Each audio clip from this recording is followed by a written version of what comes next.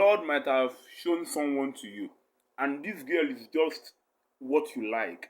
She's beautiful, she's just everything. She compliments you, and the Lord has shown her to you. And now you have to take that bold step of faith. Move to her, tell her everything that you should tell her, and convince her that you've proven and you've gotten from the Lord that she's the one for you. She's your better half, the bone of your bone, the flesh of your flesh. And on that very day, you looked good. You went to the mirror. You made sure that nothing was lacking, and then you jumped into it. You went straight to her, maybe in the church or maybe in her place of work, as the case may be, and then you got to her. You told her everything. You poured your heart out. I mean, if there was to be a grammar that you should have spoken or you have never spoken, you spoke that grammar that day. You poured your heart. And after much more, she looked at you and she be like, she will get back to you. And then now, she will get back to you. It's a normal something someone would have to tell you to think about it since you're not dating the person. Because in Christendom, dating is not allowed since you're not having any kind of backyard relationship with the person. Because it's not what we do as Christians. So, okay, I will call you back later on. I'll wait on you. Maybe not now, maybe tomorrow, maybe next week, and then I'll call you back, or I might even come to know what the answer could be. Bam. Next week you showed up, and she's still like, I'll get back to you.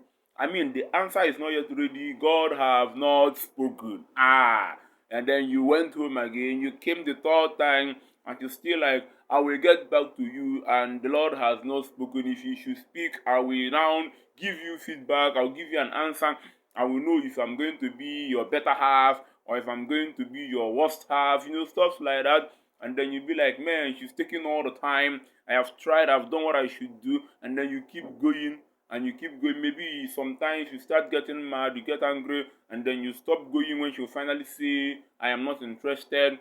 Since the Lord has not spoken, you are just not the one for me. Please, you go your way and I go my own separate way. Stop looking for me, stop disturbing me, and it's breaking your heart, it is eating you up.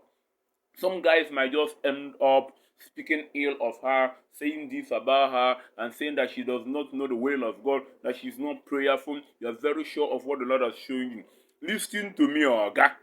If you go to a particular university and they refuse to give you admission, they do not just say no that they are not going to give you admission. It's not that you went, you did not see your name, maybe you are not up to the cut-off mark, or you might even be up to the cut-off mark and then your name is still not in the list. What are you going to do, Oga? Go to another university. Go look at your second choice. Walk towards your second choice and go to another university. I'm not saying that when you want to get married to someone, you should have a second choice. No.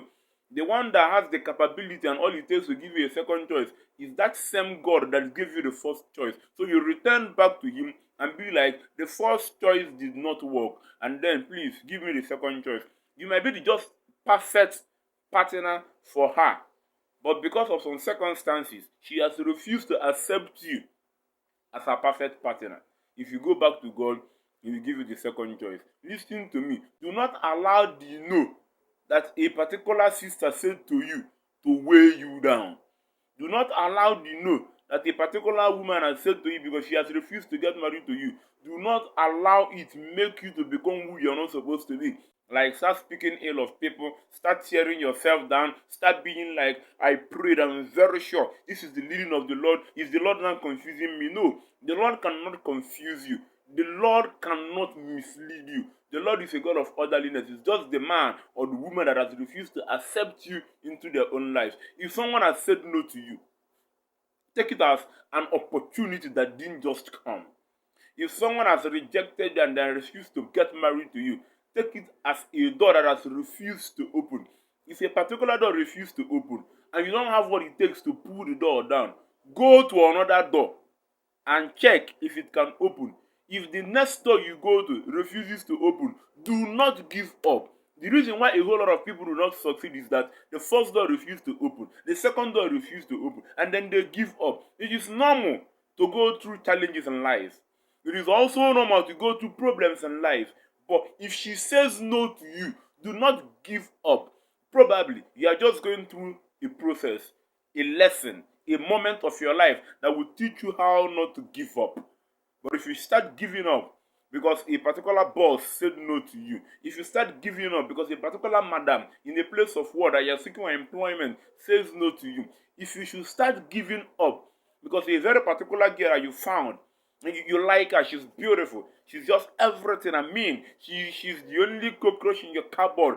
She's not really the cockroach in your cupboard, but then you can visualize that if this cockroach should ever enter your cupboard, there will be no other cockroach in your cupboard. You have visualized that this is the only meat that can make your food palatable. If she ever says no and refuses to be the cockroach in your cupboard, do not throw away your cupboard because a particular cockroach has refused to live in your cupboard. Do not throw away your food because a particular part of the meat has refused to be on top of your stew, singing you a maybe lullaby at night for you to sleep and bringing your chorus for you to find happiness. Never you give up. If there is no meat in your rice, eat that rice and prepare another rice tomorrow, being hopeful that a meat will come tomorrow. If there is no cockroach in your cupboard, do not destroy your cupboard all in the name that a particular cockroach refused to enter your cupboard. Fix that cupboard the more. Dust the cupboard the more. Paint it if needed. Make the cupboard look presentable for cockroaches to come in. So how are you supposed to make a cupboard look presentable for cockroaches to come in? Keep stuff that cockroaches will like inside of the cupboard. Remember, this story is not particularly about cupboard and cockroaches. It is not particularly about rice and stew and meat. It is just about us. See yourself as the cupboard. Make your cupboard presentable, palatable, and suit for a cockroach. Someone might like you. They might need you to be in their lives. But you're not just bringing it on. It's not as if you must have to get everything all together before you begin to want to get married. No, they might just like you. But you're not comporting yourself right. You're not comporting yourself as someone that is about becoming a married man. You must have to first of all be a man before you become a married man. If you're not a man, you cannot altogether turn around and become a married man.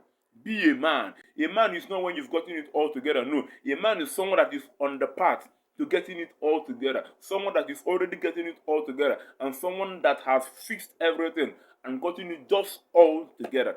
But if you're a man, you're not trying to get it all together. You're not in the process of getting it all together. You are not already getting it all together. And you have not gotten it all together. How will you like someone to like you? Do you even like yourself? Do you even like the fact that you're not getting it all together? Do you even like the fact that you're not even in the process? Do you enjoy the fact that you've not actually started anything?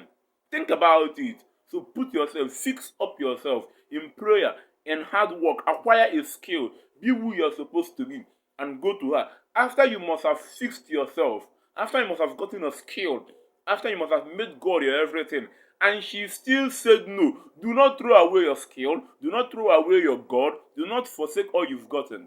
Keep pushing. The right one would come. And when she would come, you will appreciate that you waited.